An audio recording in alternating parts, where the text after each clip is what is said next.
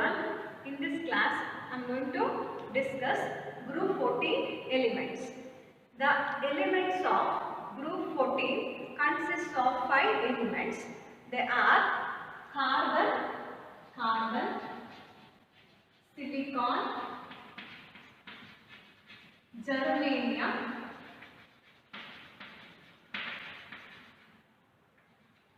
tin and lead. So the group element of group 14 consists of 5 elements. They are carbon, silicon, germanium, tin and lead. Carbon is the 17th most abundant element by mass in the earth crust. So earth crust alli carbon 17th most abundant element by mass. So it is widely distributed in nature in free state as well as in the combined form. So carbon widely distributed element. Idu free state alli sigutte, combined state alli kuda sigutte. Silicon idella, it is the second most abundant element by mass in the earth crust. Silicon second most abundant element by mass in the earth crust. So it is also occur in nature as silica and silicates.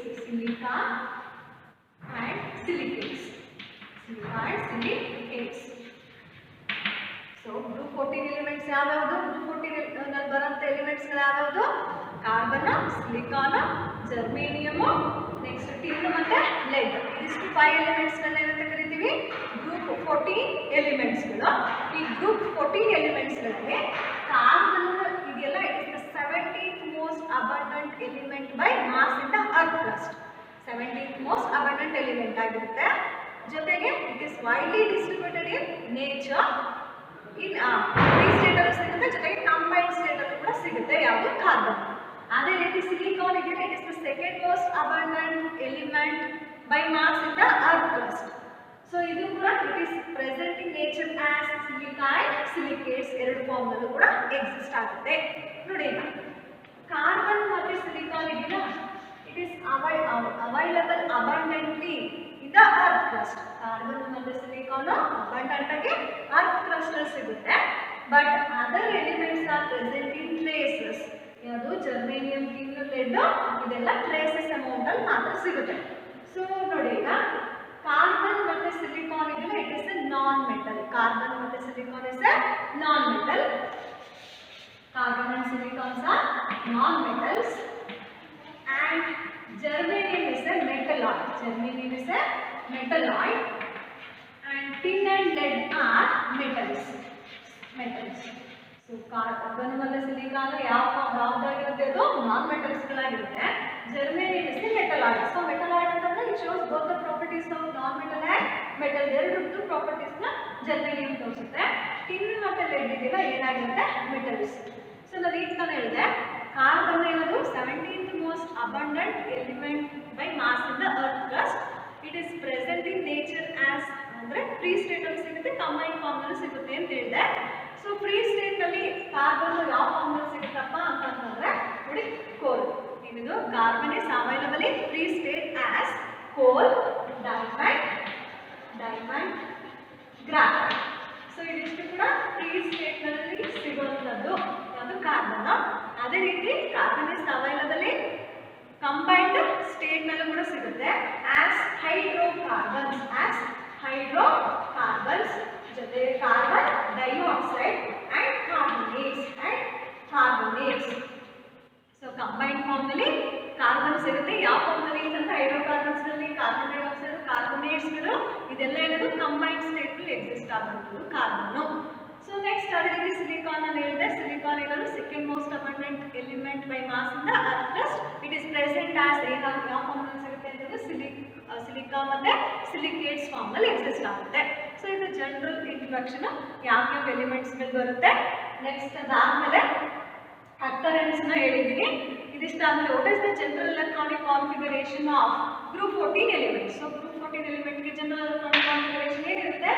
NS2Np2. So what is the general electronic configuration of group 14 element?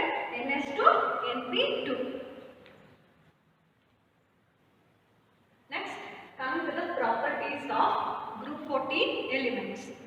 first property is electronic configuration.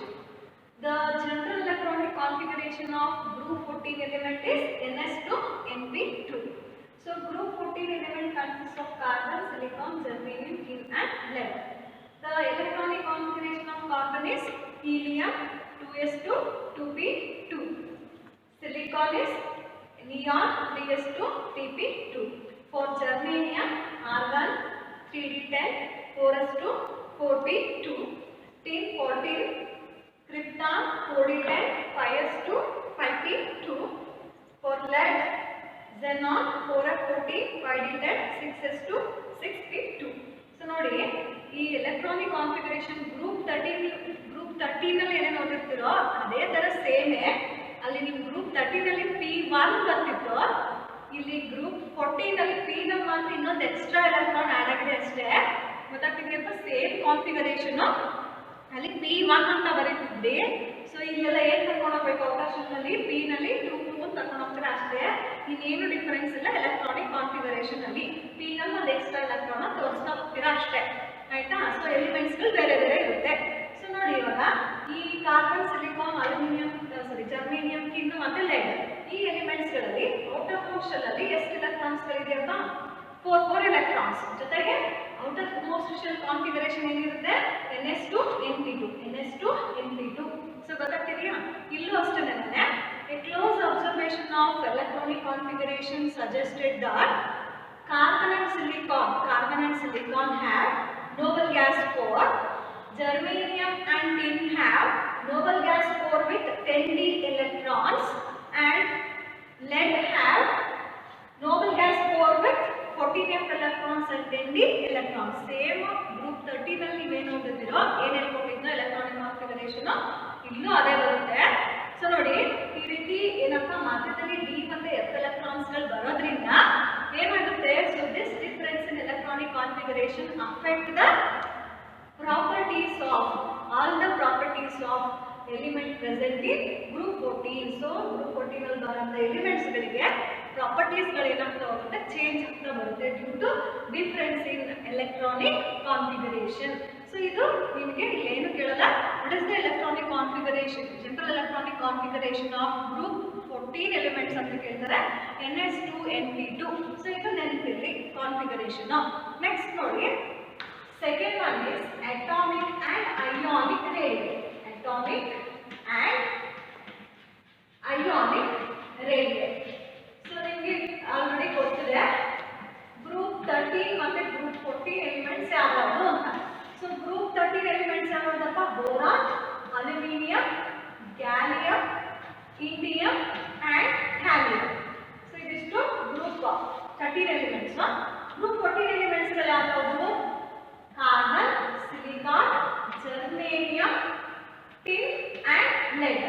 ನೋಡಿ, so atomic and ionic radii of group 14 element is smaller than that of group 13 elements in a period. ನಾನು ಹೇಳ್ತಿರೋದು ಯಾವುದು? Period ನಾನು ಹೇಳ್ತಾ ಇದ್ದೀನಿ.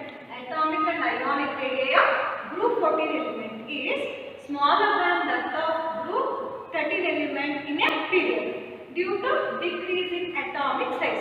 So across a period ಏನಾಗುತ್ತೆ? across a period size decrease ಆಗುತ್ತೆ. ಅದಕ್ಕೆ group 14 elements ಗಳಿಗೆ size ಏನು ಹೇಳ್ತಾ ಇದ್ದೀವಿ? across a period decrease ಆಗ್ತಾ ಬರುತ್ತೆ. ಯಾಕೆ decrease ಆಗುತ್ತೆ ಗೊತ್ತಾಗ್ತಿದೆಯಾ? ಸೊ ನೋಡಿ ಇಲ್ಲಿ group 14 elements ಗಳಿಗೆ atomic and ionic radii is smaller than that of group 13 element due to small size and increased effective nuclear charge. But down the group atomic and ionic radii increases. Down the group atomic and ionic radii of group 14 element increases because of addition of new shell. But ಇಲ್ಲಿ ನೋಡಿ atomic and ionic radii of group 14 element sharply increases from carbon to silicon. Carbon to silicon ಏನಾಗುತ್ತೆ? Sharp ಆಗಿ increase ಆಗುತ್ತೆ. So ನೋಡಿ there is a considerable increase in atomic and ionic radii from carbon to silicon. ಆಯ್ತಾ? After that from silicon to lead there is a small increase in atomic radii due to the filling of electrons in d and f orbitals. So ನೋಡಿ sharp ಆಗಿ ಏನಾಯ್ತು, carbon to silicon atomic size ಜಾಸ್ತಿ ಆಯ್ತಾ ಬಂತು. Next silicon ಇಂದ lead ಬರೋಷ್ಟೊತ್ತಿಗೆ ಅಷ್ಟೊಂದೇನು ಜಾಸ್ತಿ ವೇರಿಯೇಷನ್ಸ್ಗಳಿಲ್ಲ. ಏನಾಗುತ್ತೆ, ವೇರಿಯೇಷನ್ಸ್ ಸ್ವಲ್ಪ ಸ್ವಲ್ಪ ಏನಾಗ್ತಾ ಬರುತ್ತೆ, ಇನ್ಕ್ರೀಸ್ ಆಗ್ತಾ ಬರುತ್ತೆ. ಯಾಕೆ ಜಾಸ್ತಿ ಇನ್ಕ್ರೀಸ್ ಆಗಲಿಲ್ಲ ಅಂತಂದ್ರೆ ನೋಡಿ, ಡಿ ಮತ್ತೆ ಎಫ್ ನಲ್ಲಿ ಎಲೆಕ್ಟ್ರಾನ್ಸ್ಗಳು ಆಡ್ ಆಗ್ತಿರೋದ್ರಿಂದ ಜರ್ಮೇನಿಯಂ, ಟಿನ್ ಮತ್ತೆ ಲೆಡ್ಗಳಲ್ಲಿ ಎಲೆಕ್ಟ್ರಾನ್ಸ್ ಡಿ ಮತ್ತೆ ಎಫ್ ನಲ್ಲಿ ಫಿಲ್ ಆಗ್ತಿರೋದ್ರಿಂದ ಶೀಲ್ಡಿಂಗ್ ಎಫೆಕ್ಟ್ ಏನಾಗ್ತಿರುತ್ತೆ, ಶೀಲ್ಡಿಂಗ್ ಇಲ್ಲಿ ಡಿ ಮತ್ತೆ ಎಫ್ ಎಲೆಕ್ಟ್ರಾನ್ ಶೀಲ್ಡ್ ಮಾಡದೇ ಇರೋದ್ರಿಂದ ಅಟ್ರಾಕ್ಷನ್ ಏನಾಗುತ್ತೆ, ನ್ಯೂಕ್ಲಿಯಸ್ಗೆ ಔಟರ್ ಮೋಸ್ಟ್ ಎಲೆಕ್ಟ್ರಾನ್ ನ್ಯೂಕ್ಲಿಯಸ್ ಹೋಗಿ ಅಟ್ರಾಕ್ಟ್ ಆಗುತ್ತೆ. ಸೈಜ್ ಏನಾಗ್ತಾ ಬರುತ್ತೆ, ಡೌನ್ ದ ಗ್ರೂಪ್ ಡಿಕ್ರೀಸ್ ಆಗ್ತಾ ಬರುತ್ತೆ. ಸೊ ನಾನು ಹೇಳಿದ್ ಗೊತ್ತಾಗ್ತಿದೆಯಪ್ಪ, ಏನು atomic and ionic radii of group 14 element generally increases down the group, but there is a considerable increase in atomic radii from carbon to silicon. Carbon to silicon ಏನಾಗುತ್ತೆ, sharp ಆಗಿ increase ಆಗುತ್ತೆ. But there is a small increase in atomic and ionic radii from ಎಲ್ಲಿಂದ silicon to LED. ಅಂದ್ರೆ ಜಾಸ್ತಿ ಏನಾಗಲ್ಲ, variation size ಜಾಸ್ತಿ ಆಗಲ್ಲ, ಸ್ವಲ್ಪ ಸ್ವಲ್ಪ ಏನಾಗ್ತಾ ಬರುತ್ತೆ, ಇನ್ಕ್ರೀಸ್ ಆಗ್ತಾ ಬರುತ್ತೆ. ಯಾಕೆ ಅಂತಂದ್ರೆ due to the filling of electrons in d ಮತ್ತೆ ಎಫ್ ಆರ್ಬಿಟಲ್ಸ್ ಗಳಲ್ಲಿ ಈ germanium to lead electrons add ಆಗ್ತಾ ಇರೋದ್ರಿಂದ, ಫೋರ್ಸ್ ಶೀಲ್ಡಿಂಗ್ ಎಫೆಕ್ಟ್ ಇರೋದ್ರಿಂದ ಸೊ ಸೈಜ್ ಏನಾಗಲ್ಲಪ್ಪ, ಜಾಸ್ತಿ ವೇರಿ ಆಗಲ್ಲ, ಸ್ಲೈಟ್ಲಿ ಏನಾಗ್ತಾ ಬರುತ್ತೆ, ಡೌನ್ ದ ಗ್ರೂಪ್ ಇನ್ಕ್ರೀಸ್ ಆಗ್ತಾ ಬರುತ್ತೆ. ಸೊ ಇದು second property. Next third one is ionisation enthalpy. Ionisation enthalpy. So ನೋಡಿ, the first ionization enthalpy of group 14 element is higher than that of group 13 element. So first ionization enthalpy of group 14 element is more than that of group 13 elements. So group 14 elements ಗಳಿಗೆ first ionization enthalpy ಯಾವಾಗಲೂ ಕೂಡ ಏನಿರುತ್ತೆ, ಜಾಸ್ತಿ. ಯಾಕೆ ಅಂತಂದ್ರೆ because of small size. So group 13 ಮತ್ತೆ 14 compare ಮಾಡಿದ್ರೆ ಯಾವುದಕ್ಕಪ್ಪ ಸೈಜ್ ಕಡಿಮೆ, ಗ್ರೂಪ್ 14 ಎಲಿಮೆಂಟ್ಸ್ ಗಳಿಗೆ ಸೈಜ್ ಕಡಿಮೆ. ಸೊ ಸೈಜ್ ಕಡಿಮೆ ಇತ್ತು ಅಂತಂದ್ರೆ ಎನರ್ಜಿ ಇರುತ್ತೆ ಜಾಸ್ತಿ. ಸೊ ಹಾಗಾಗಿ ಫಸ್ಟ್ ಅಯೋನೈಸೇಷನ್ ಎಂಥಾಲ್ಪಿ ಆಫ್ ಯಾವುದು group 14 element is higher than that of group 13 element because of, ಯಾಕೆ ಅಂತಂದ್ರೆ small size of group 14 elements. ನೋಡಿ, ಅದೇ ರೀತಿ ionization enthalpy down the group ಏನಾಗಬೇಕಪ್ಪ, ಡಿಕ್ರೀಸ್ ಆಗ್ತಾ ಬರಬೇಕು. ನೋಡಿ, ionization enthalpy decreases sharply from carbon to silicon. Generally down the group ಏನಾಗಬೇಕಿತ್ತು, ಡಿಕ್ರೀಸ್ ಆಗಬೇಕಿತ್ತು. ಬಟ್ ಅದೇ ಕಾರ್ಬನ್ ಇಂದ ಸಿಲಿಕಾನ್ಗೆ ಶಾರ್ಪ್ ಏನಾಗುತ್ತೆ, ಡಿಕ್ರೀಸ್ ಆಗ್ತಾ ಬರುತ್ತೆ. ನೆಕ್ಸ್ಟ್ ಅದಾದ್ಮೇಲೆ ಈ ಜರ್ಮೇನಿಯಂ ಬರುತ್ತಲ್ಲ, ಈ ಜರ್ಮೇನಿಯಂಗೆ ಏನಿರುತ್ತೆ, ಜರ್ಮೇನಿಯಂಗೂ ಕೂಡ ಸೈಜು ಅಯೋನೈಸೇಷನ್ ಎಂಥಾಲ್ಪಿ ಕಡಿಮೆ ಆಗ್ತಾ ಬರುತ್ತೆ. ಬಟ್ ಆದರೆ ಈ ಲೆಡ್ ಇದೆಯಲ್ಲ, ಈ ಲೆಡ್ಗೆ ಏನಾಗುತ್ತೆ, ionization enthalpy is very high than tin. ಗೊತ್ತಾಗ್ತಿದೆಯಾ? ಸೊ ಗ್ರೂಪ್ 14 ಎಲಿಮೆಂಟ್ಗೆ ಅಯೋನೈಸೇಷನ್ ಎಂಥಾಲ್ಪಿ ಏನಾಗ್ತಾ ಬರುತ್ತೆ, down the group generally decrease ಆಗಬೇಕು.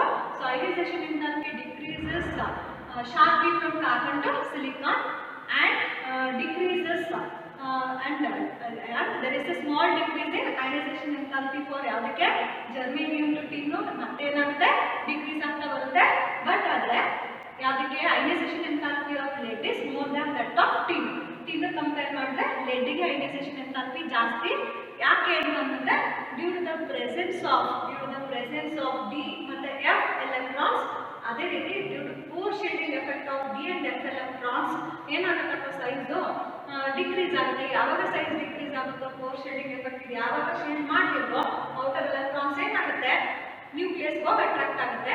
ಸೊ ಸೈಜ್ ಏನಾಯ್ತು, ಅವಾಗ ಡಿಕ್ರೀಸ್ ಆಯಿತು. ಸೊ ಸೈಜ್ ಡಿಕ್ರೀಸ್ ಆದಷ್ಟು ಅಯೋನೈಸೇಷನ್ ಎನರ್ಜಿ ಏನು ಬರುತ್ತೆ, ಇನ್ಕ್ರೀಸ್ ಆಗ್ತಾ ಬರುತ್ತೆ. ಇಷ್ಟೇ ಇದರಲ್ಲಿರೋದು ionization enthalpy of group 14 element sharply decreases from carbon to silicon. ಅದೇ ರೀತಿ ಸಿಲಿಕಾನ್ ಟು ಟಿನ್ ಏನಾಗುತ್ತೆ, ಸ್ಲೈಟ್ ಆಗಿ ಡಿಕ್ರೀಸ್ ಆಗುತ್ತೆ. ನೆಕ್ಸ್ಟ್ ಲೆಡ್ಗೆ ಏನಾಯ್ತು, ಮತ್ತೆ ವ್ಯಾಲ್ಯೂ ಜಾಸ್ತಿ ಆಯಿತು, ಅಯೋನೈಸೇಷನ್ ಎಂಥಾಲ್ಪಿ ವ್ಯಾಲ್ಯೂ ಜಾಸ್ತಿ ಆಯಿತು ಕಂಪೇರ್ ಟು ಟಿನ್. ಯಾಕೆ ಜಾಸ್ತಿ ಆಯಿತು, due to poor shielding effect of d and f electrons. So ಹಾಗಾಗಿ ಲೆಡ್ಗೆ ಏನಿರುತ್ತೆ, ionization enthalpy is more than that of tin. Sir give reasons ಕೇಳ್ತಿರ್ತಾರೆ. ನೆಕ್ಸ್ಟ್ ಅದಾದ್ಮೇಲೆ fourth one is electronegativity.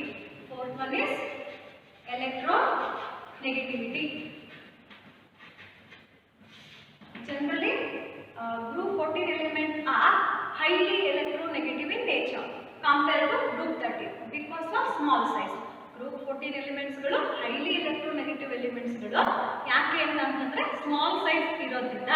So ಇಲ್ಲೂ ಕೂಡ electronegativity sharply decreases from carbon to silicon. Down the group ಹೇಳ್ತಿದ್ದೀನಿ. Down the group electronegativity generally ಏನಾಗಬೇಕಿತ್ತು, decrease ಆಗಬೇಕಿತ್ತು. But ಆದರೆ carbon to silicon ಏನಾಯಿತು, sharp ಆಗಿ ಡಿಕ್ರೀಸ್ ಆಯಿತು.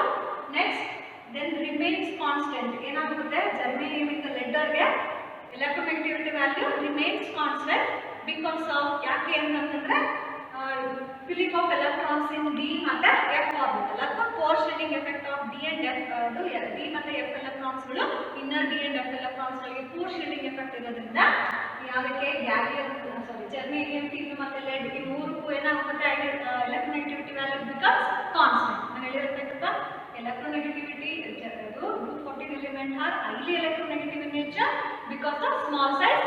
Electronegativity decreases sharply from carbon to silicon and then remain constant for the remaining elements. ಯಾಕೆ ಅಂತಂದ್ರೆ due to core shading effect of d and inner d and f electrons. So the fourth property. Next last one is physical property. Physical property. So group property. So group 14 elements are generally solids. Group 14 elements ಏನಾಗಿರುತ್ತೆ, ಯಾವಾಗಲೂ solids ಗಳಾಗಿರುತ್ತೆ. ಅದರಲ್ಲಿ carbon ಮತ್ತೆ silicons are non metals. Germanium is a metalloid. Tin and lead are soft metals with low melting point. So melting point tin ಮತ್ತೆ lead ಗೆ ಕಡಿಮೆ, ಜೊತೆಗೆ soft metals ಗಳಾಗಿರುತ್ತೆ. ಜೊತೆಗೆ group 14 element have very high melting and boiling point than that of group 13 elements. So ಏನೇನು ಹೇಳ್ಕೊಂಡೆ physical property, ಈ group 14 elements ಗಳೇನಾಗಿರುತ್ತೆ, solids ಗಳಾಗಿರುತ್ತೆ. ಕಾರ್ಬನ್ ಸಿಲಿಕಾನ್ ಏನಾಗಿರುತ್ತೆ, non metals. Germanium is a metalloid. Tin ಮತ್ತು lead are soft metals with low melting point.